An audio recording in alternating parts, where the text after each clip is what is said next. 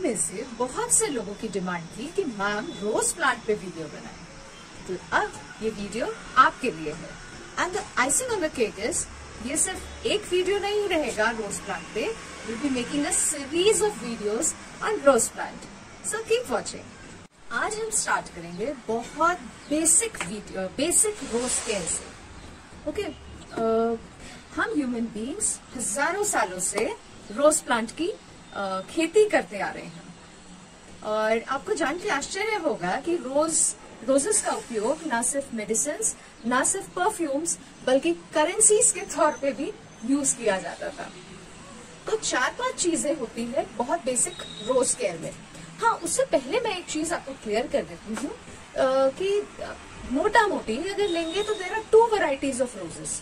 एक होता है अपना देसी गुलाब और एक होता है इंग्लिश रोजेस। एक इंडियन रोजेस, एक इंग्लिश रोजेस। जो डिफरेंस दोनों में कैसा है? सबसे बड़ा डिफरेंस होता है इसकी जो इंग्लिश रोज होते हैं उसकी पेटल्स बहुत हैवी होती है, और ये जो रोज जब प्लांट में लगता है तो 8, 10, 15 दिन तक वो प्लांट पे एकदम फ्रेश रहता है। जबकि जो हमारा देसी गुलाब होता है, इंडियन रोज होता है, वो 2-3 दिन के लिए बहुत फ्रेश रहता है प्लांट्स पे, और फिर वो धीरे धीरे झड़ना शुरू कर देता है। जो एक्चुअली परफ्यूम वगैरह बनते हैं ना, ये देसी गुलाब के बनते हैं। जो गुलकंद खाते हैं वो देसी गुलाब के बनते हैं। एक चीज और, हाँ, जो इंग्लिश रोजेस होते हैं वो समर्स में जनरली नहीं, समर्स में फ्लावर नहीं करते हैं, और जो अपने देसी गुलाब होते हैं ये ईयर राउंड फ्लावरिंग करते हैं। तो फ्लावर नहीं करने का मतलब ये नहीं है कि एक आध नहीं करेंगे, एक आध 2 आते हैं, but on a major portion में वो फ्लावरिंग नहीं करते हैं इन समर्स। अभी स्टार्टिंग के वीडियो में हम दोनों उसमें कैटेगराइज नहीं करेंगे। ऐसे बहुत सारी वैरायटीज होती है, क्लाइंबिंग रोज और अमका डमका, बहुत सारे रोजेस होते हैं, बट बेसिक के अभी हम सबको एक ही इसमें करेंगे, and then will segregate more types of roses later in the video. पर अभी हम बेसिक्स सारे जो रोजेस पे अप्लाई करती है वो बात करेंगे। फर्स्ट, वेरी इंपॉर्टेंट, आपका जो पॉट होता है उसमें जनरली आप एक होल करते हैं। रोज प्लांट के लिए जो पॉट होगा, मेक श्योर उसमें 2 होल हो। पता है क्यों? क्योंकि रोज प्लांट पे ना पानी लिटरली नहीं रुकना चाहिए। अगर एक होल ब्लॉक हो गया तो एटलीस्ट दूसरा working hole, that is the requirement. इसीलिए हम 2 होल्स 3 होल्स बोलते हैं। पॉटिंग मिक्स जो होगा ना, इसको जो अपन बेसिक पॉटिंग मिक्स बनाते हैं ना, use that, it is very correct for the rose plant. उसका डिस्क्रिप्शन बॉक्स में आपको लिंक जरूर शेयर कर देंगे। इसको जो रहता है ना, इसका जो पॉटिंग मिक्स, उसमें ना हमेशा, क्योंकि रोज क्या है, बेसिकली फ्लावरिंग प्लांट है, तो इसके सॉइल में बहुत सारा ऑर्गेनिक मैटर होना चाहिए। ऑर्गेनिक मैटर यानी वर्मी कॉम्पोस्ट हो गया, आपकी नीम खली हो गई, जो भी नेचुरल काउडंग कॉम्पोस्ट हो गया, इसका अच्छा खासा अमाउंट इसके पॉटिंग मिक्स में होना चाहिए जब भी आप रोज प्लांट करते हैं उसमें, ठीक है। अदरवाइज मैं आपको फर्टिलाइजर के टाइम पे वो भी बताऊंगी।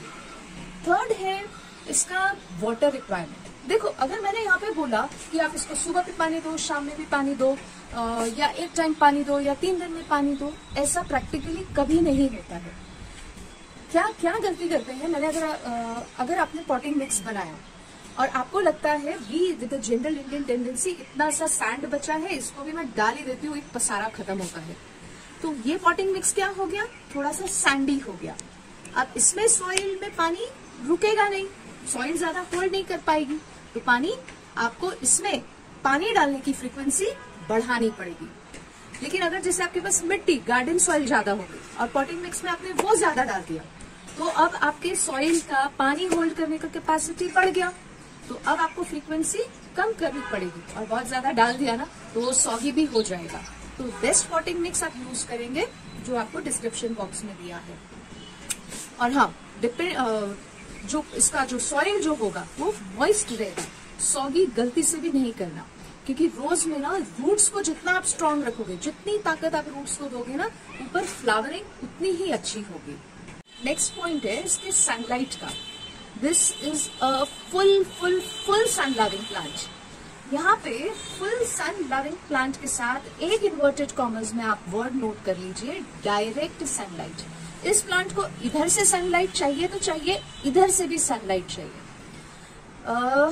जैसे अगर रहता है ना, हम कोई ये पेड़ है इसको किसी की छाया में रख देते हैं, जैसे किसी और पेड़ की छाया इसके ऊपर आ रही है, या तो ये फ्लावरिंग नहीं करेगा। रोज प्लांट को डायरेक्ट सनलाइट चाहिए without anything to hinder the light. Sun से सीधा इसके पास आना चाहिए। नेक्स्ट बात करते हैं इसके फर्टिलाइजर की। बेसिकली ये बहुत फ्लावरिंग वाला प्लांट होता है, तो इसके लिए बहुत सारा पोटैश रिच फर्टिलाइजर चाहिए, है ना।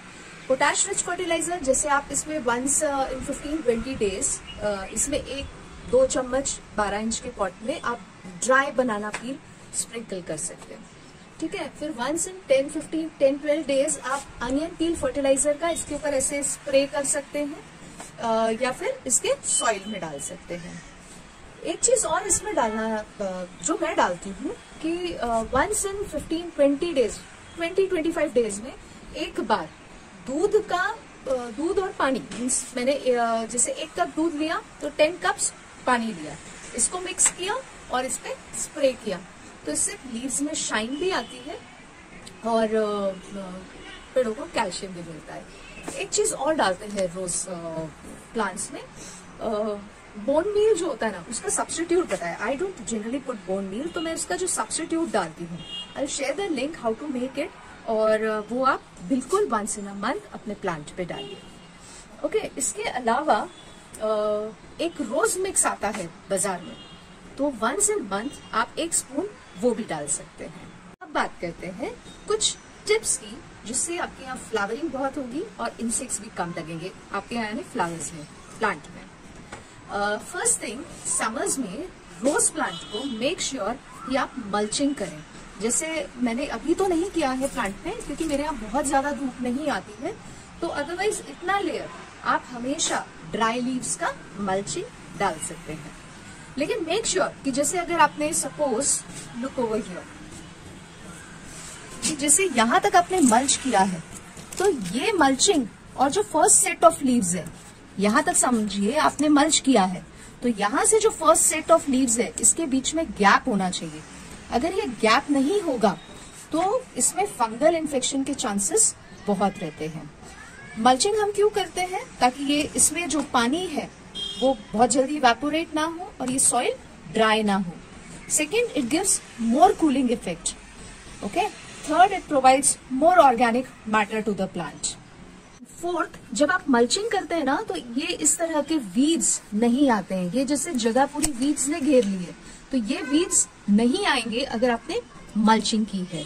But make sure mulching and first set of leaves के बीच में कम से कम आप 2 इंच का गैप रखेंगे। Another point to remember is make sure you remove this mulching in rainy season, else roots में problem create होंगे। अगर आपको लगता है आपके पेड़ों में फंगल इन्फेक्शन नहीं होना चाहिए, द फर्स्ट थिंग, आप शाम के टाइम पे ऐसे फव्वारा लेके पूरे प्लांट्स पे, अपने रोज प्लांट्स पे पानी नहीं डालेंगे। It gives them a perfect condition for fungal infection. अगर आप चाहते हैं कि आपके रोज प्लांट्स में बहुत सारे ऐसे कलियां आए, बहुत सारे फ्लावर्स आए, तो उसके लिए मेक श्योर कि आप ये प्लांट्स को प्रून करते रहें। प्रून यानी कटिंग जो होता है रेनी सीजन के बाद इस प्लांट को ना बहुत हार्ड प्रून करना, यानी थोड़ा काफी अच्छा 6-7-8 इंच की कटिंग करना। क्योंकि जब आप कटिंग करेंगे तो यहाँ से साइड ब्रांचेस आएंगे और जितनी ब्रांचेस उतने फ्लावर्स, क्योंकि फ्लावरिंग कहाँ होगी? हमेशा न्यू ब्रांचेस में। सेकंड होता है कि जैसे एक बार फ्लावरिंग कर लिया तो उसको आप डेड हेड करेंगे, वहां से आप तोड़ देंगे, नहीं तो क्या होगा, वहां पे सीड बनना शुरू हो जाएगा और प्लांट का पूरा एनर्जी वो सीड बनाने में जाएगा और नए फ्लावर्स